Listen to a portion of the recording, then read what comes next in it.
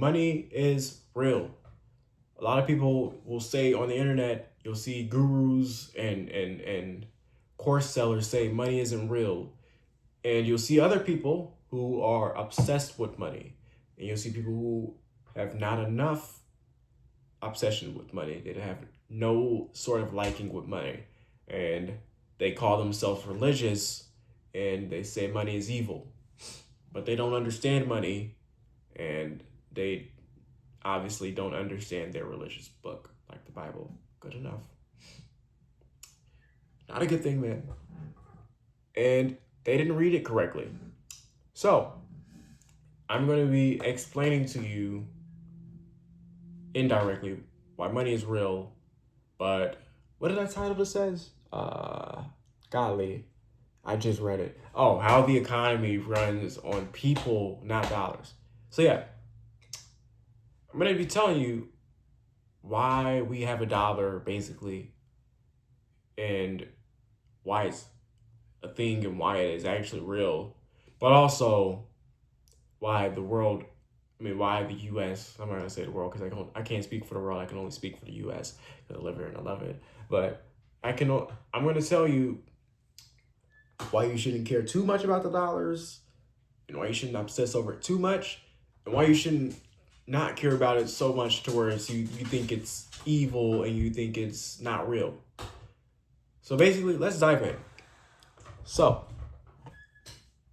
in every video, I bring up the term human value / human productivity equates to the price or the dollar value, the value of the dollar.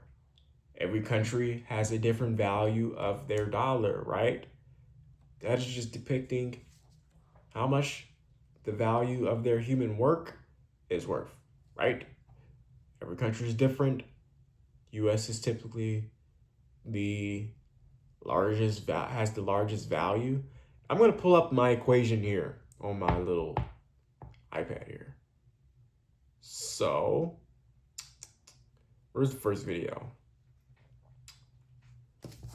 Why money loses value? I think this was the video. You know what? I can't find it. I'm going to look at it after I record this. So, like I was saying, human value / human productivity creates the value of the dollar. So that basically tells you why the dollar is there. It is there to track the value of human work. Now, why else is the dollar there?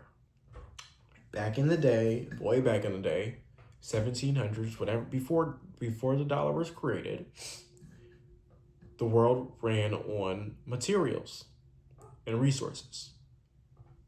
Farmer Joe had crops. Christopher Columbus had a boat and a supply of ocean water. I'm not sure if you would need that.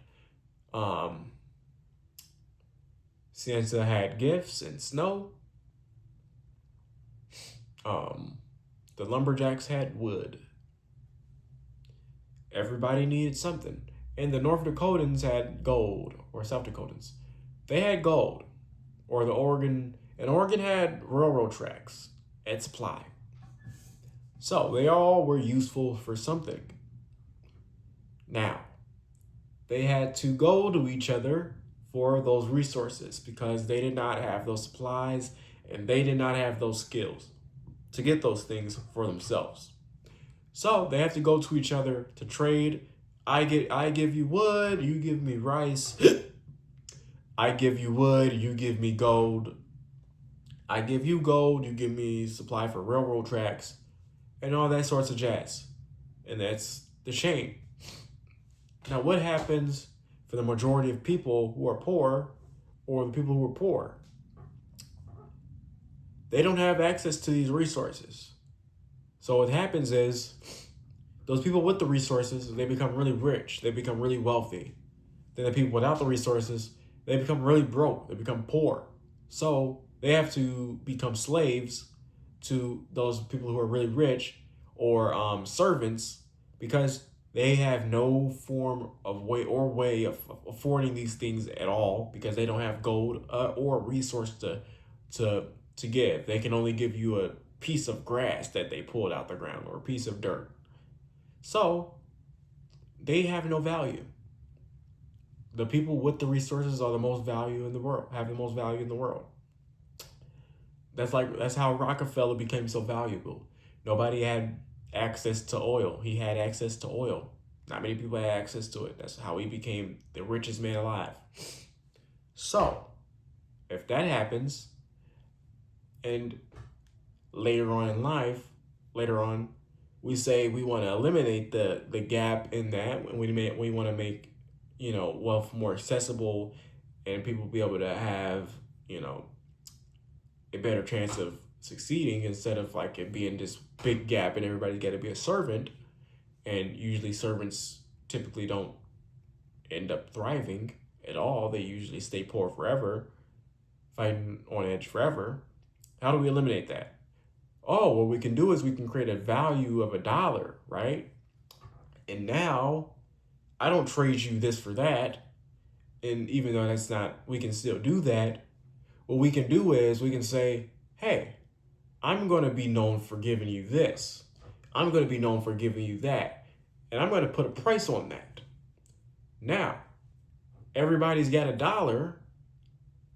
I can say, hey, I want 1,000 things of wood. The lumberjack can't give you 1,000 pieces of wood by themselves.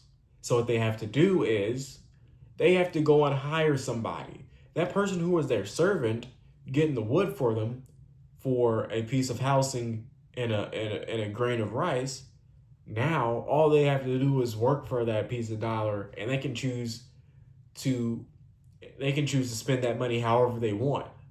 Now what they can do is they can go buy a piece of wood and build their own house, and then they can go buy a piece of crop, and now that they got their own house, they can go plant their own crop. Now what they can do is they have more of a chance, an opportunity to do what they want, like maybe start their own crops and maybe plant their own trees and do their own thing. So that's how we started to run. We said we're going to use the dollar as a tool that anybody can access, right?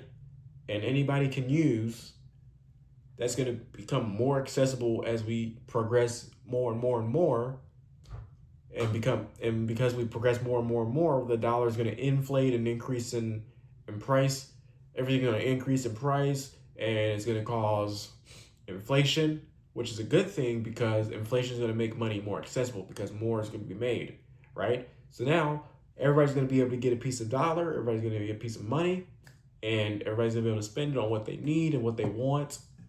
And because they have that, the wage gaps and the class gaps get smaller and smaller and smaller, and now you get three class brackets where you have the wealthy, middle class, and the poor.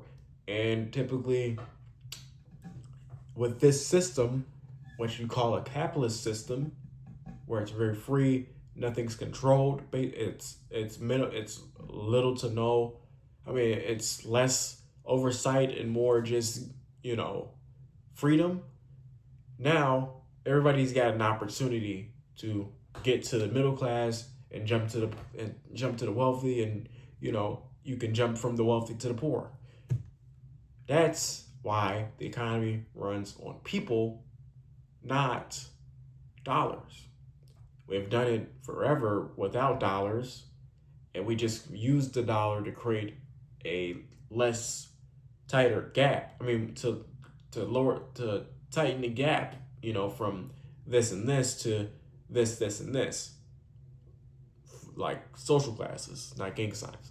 But that is the point of dollars, is to subsidize, or not subsidize, but to be as a tool to make things more accessible for other people. And yeah, that's how it works, guys. Hope you understood something I said in the video. It's been 9 minutes already, but it felt like I explained that in like 5 minutes. But yeah, if you learned something from the video, if you liked what I had to say, please like, comment, subscribe, or something. Have a constructive conversation with me. I usually reply to comments really quick. But thank you for watching this video. I really appreciate you taking your time to click on this video, and hopefully I gave you some sort of human value and maybe you learned something from me. But yeah, if you liked it, subscribe or something. I could pop up on your feed. But yeah, thank you for watching.